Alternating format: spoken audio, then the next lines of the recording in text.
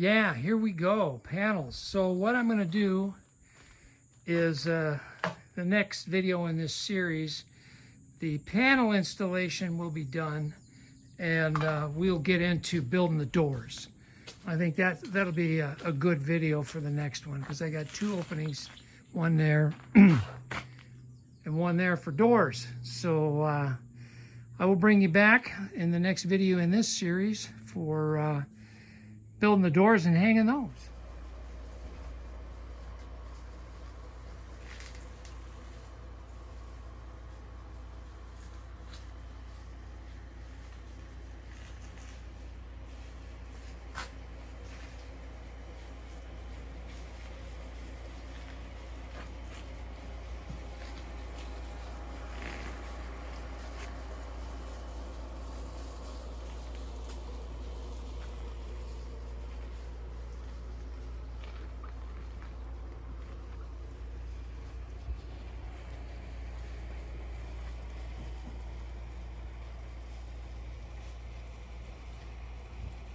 Well, let's build some doors.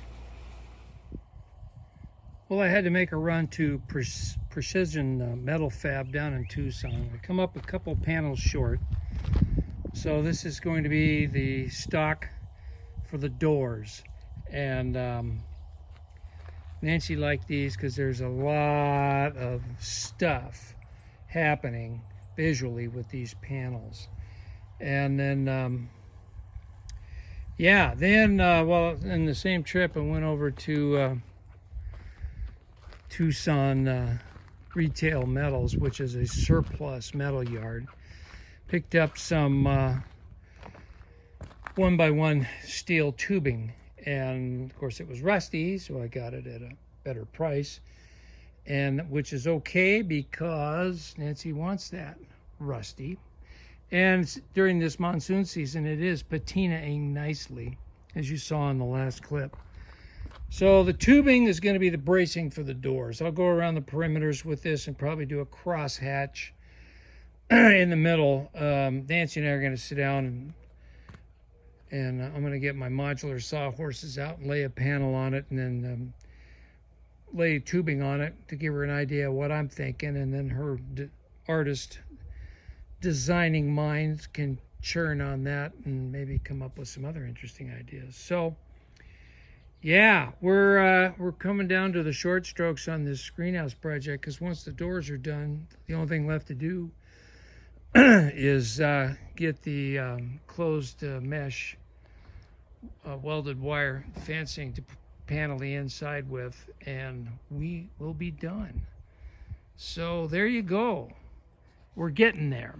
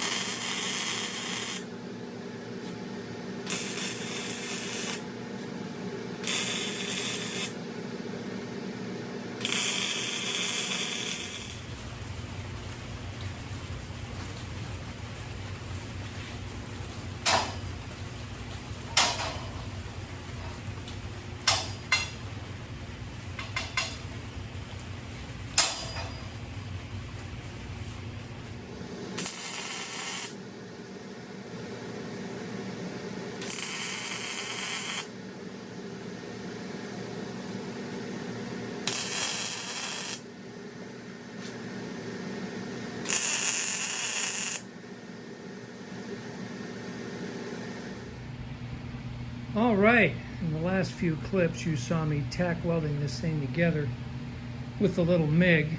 It doesn't quite have enough horsepower to weld 1/4 inch, so I tacked it together and then I got the stick welder out and really gorilla globbed it good on the back side so the front side remains somewhat clean.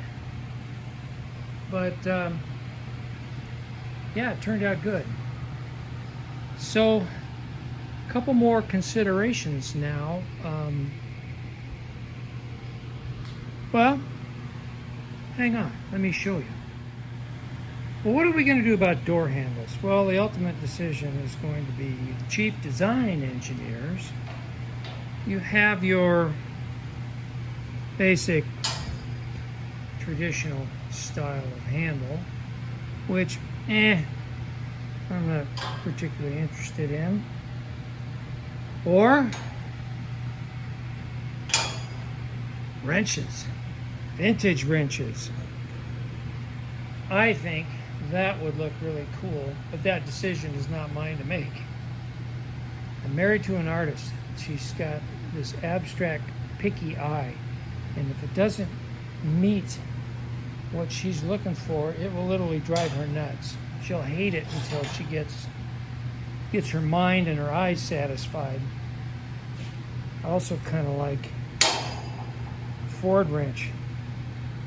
That would be cool, but again, not my decision. I'm just the builder. So there's another thing that's in the offing also. Originally, we were going to just do kind of a standard pin type hinge and just make this a swinging door. Well, Nancy got to thinking again, and she says, you know what, this would really be cool if it was more of a barn door style, rolling on a track. And I thought, you know, that would be cool. Not that much more work, and at this stage of the game, you know, who cares?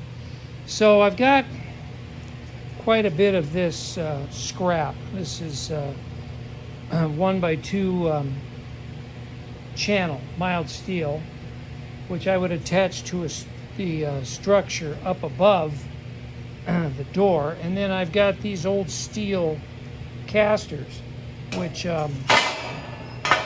ride in there perfectly. And the pin for the axles well above this flange here on the channel. So all I need to do is make a couple of brackets, and I've got plenty of stock for that. Attach this above the door opening on the Screenhouse structure itself.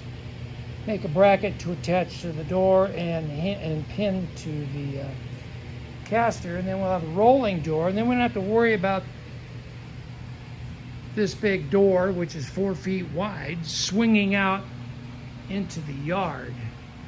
It would also solve my problem of a gap at the bottom that birds can get under. I pre-cut this thing a little long with the barn door track option in mind, because if we decided to go hinge swinging door, I just cut a little more off the bottom, no big deal. That's what grinders are for, or torches. So we're going to go with the barn door track style, which I allowed for just a 1/4 inch gap between the door and the ground. You have to be an awful skinny bird to get under that. So yeah, so that's the next phase of the project, but it will not be on this video. This is getting kind of long, so I am going to end it here, and we'll pick up the barn door track on the next segment and continue on. As far as making the other door, I'm not filming any of that because it's exactly the same process as building this one. So I'll do that off camera. I'll also hang it off camera. And then, yeah, so hey, thanks for watching. And I got a bunch of new subscribers this week. I think it had something to do with a shout out from Scott and Tara's Home Shop channel, which I thank them very much for. So if you're new here, welcome. And if you're curious about this project I'm working on here, it's building a garden screenhouse. I've got an entire playlist over the last 1+ years of building this structure. So if you're interested in that, you can go back and check out those videos. So welcome, glad you're here. The intent of this channel is to have a lot of fun using scrap to make interesting things. So I hope you enjoy. And as always, to my existing subscribers, thanks for hanging around. I'm signing off. You have a great day, and we'll see you on the next video real soon. Bye now.